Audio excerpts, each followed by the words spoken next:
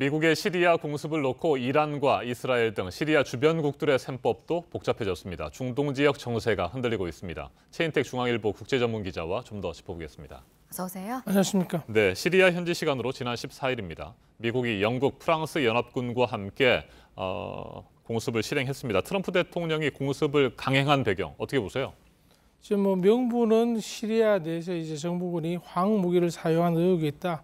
증거도 있다고 얘기하는데 확실하게 지금 증거로 내세운 건 없습니다. 지금 다양한 이제 중동을 둘러싼 어떤 그 정치적인, 지정학적인 그런 이제 그 서로 문제가 엮여가지고 그 트럼프가 공격을 결정한 게 아닌가 그렇게 봅니다.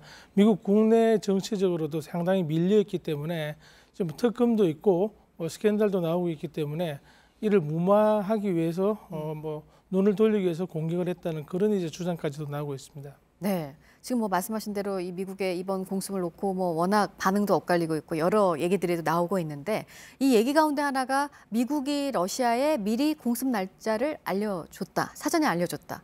이런 또 보도도 나와서 이건 어떻게 볼 수 있을까요? 네, 러시아 내 인터넷 언론에서 나오고 있다는 그 외신들 보던데요. 네.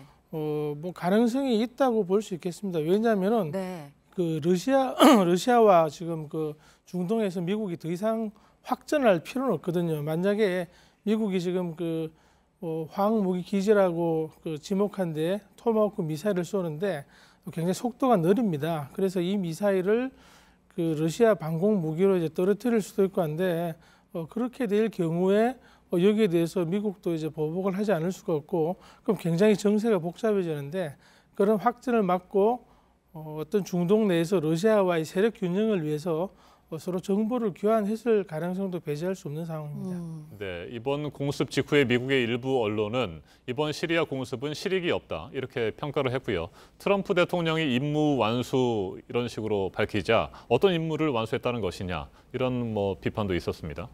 네, 그렇습니다. 또 임무 완수라는 그 용어 자체가 지난 2003년에 그 이라크전이 벌어진 지 한 5주 뒤에 네. 주요 공격이 끝난 다음에 당시 이제 그 조지 W. 부시 미국 대통령이 에이브럼 링컨 그 항공모함에 거기에서 이제 똑같은 내용의 배너를 뒤에 걸어놓고 다 끝났으니까 승리했다 이렇게 이제 연설한 적이 있습니다.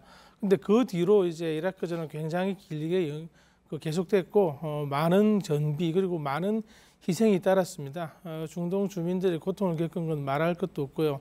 그렇기 때문에 섣불리 그런 행동을 하지 않은 게 좋다. 이런 이제 그 의미에서 여러 매체들이 비난을 했는데 트럼프는 또 여기에 발끈해가지고 할 건 다 했다고 지금 주장을 하고 있어서 굉장히 좀 그 보기가 좋지 않은 그런 상황이 벌어지고 있습니다. 네. 이 소식을 저희가 앞서 이제 아침엔 지금에서 전해드리기도 했는데 미국이 러시아에 대해서 새로운 제재를 준비하고 있다. 유엔 주재 미국 대사가 이제 이런 얘기를 했습니다. 그럼 앞으로 어떤 방향으로 전개가 될까요? 예, 헤일리 유엔 주재 미국 대사 자체가 굉장히 미국 내에서도 강경파입니다. 러시아는 물론이고 주요국에 대해서 힘으로 그리고 이제 미국의 가지고 있는 그 소프트웨어로 눌러야 된다고 주장을 하는 사람인데. 그런 주장을 지금 하면서 러시아에 대한 압박 네. 그리고 중동에서 어떤 말로 하는 그런 대결을 강화하고 있는 그런 대세로 볼 수 있겠습니다. 네, 러시아는 시리아를 지원하고 있는 상태인데 이번 공습과 관련해서 미국을 비판하는 규탄하는 결의안을 유엔 안전보장이사회에 제출을 했다가 부결이 되긴 했습니다. 그런데 이제 미국이 러시아에 대해서 신규 제재를 하게 된다든지 그렇게 되면 이란이라든지 이런 주변국들과 함께 미국의 적극적으로 맞설 가능성은 없습니까? 어떤 군사적으로 맞설 가능성은 좀 적다고 봐야겠죠. 왜냐하면은 서로 확전이 되는 건 원치 않기 때문이죠. 그런데 지금 중동에서 벌어지고 있는 시리아 내전 자체가 어떤 세계적인 대리전 성격이 짙죠. 네. 지금 러시아와 미국이 맞서고 있고 또 이제 사우디와 이란이 맞서고 있고 원래 이제 민주화 세력과 이제 정부군 사이에 벌어졌던 내전은 좀 걷잡을 수 없게 국제전 그리고 대리전 성격을 띠고 있는데요. 지금 벌써 7년입니다. 그리고 35만에서 그 49만 명이 이제 사망한 것으로 지금 추정이 되고 있고요. 760만 명이 집을 잃었습니다. 그리고 511만 명이 난민 생활합니다. 이런 인류사의 대비극에 대해서 과연 이런 그 국제사회에 주도한다는 국가들 그리고 이제 석유를 팔아서 엄청난 부를 축적하고 있는 나라들이 어떤 해결 방안을 제시하고 있는지 혹은 자신들의 이익만 찾고 있는지 국제 사회는 제대로 헤아려서 이들에 대한 뭐 정당한 비판을 좀 할 필요가 있어 보입니다. 네, 지금 얘기도 하셨는데 지금 보면은 미국, 영국, 프랑스, 그다음에 러시아, 시리아, 이란 이렇게 이제 두 축이 돼 있습니다. 여기에 이제 다른 나라들이 또 가세를 하면 또 이게 또 사태가 달라지기 때문에 그 가능성은 어떻게 보세요? 지금 보면 그 시리아에 있는 쿠르드족을 제압하기 위해서 벌써 이제 터키가 정부군도 반군도 아닌 제3의 전쟁을 벌이고 있고요. 이스라엘도 시리아 전체를 어떤 통제하고 자국에 이제 그 손해를 끼치지 않기 위해서 또 어떤 뭐 정보전이라든지 그 눈에 안 보이는 작은 이제 공격을 하고 있습니다. 시리아에서 미국도 나서지 않고 러시아도 나서지 않았는데 어떤 군사 기지라든지 목표물이 파괴되면은 이스라엘군이 한 것으로 좀 의심이 되는데 서로 이제 확정이 없는 상태라서 대놓고 비난을 못 하는데 이미 상당히 주변국까지 깊숙하게 전쟁이 이제 발목이 빠지고 있다고 그렇게 봐야겠죠.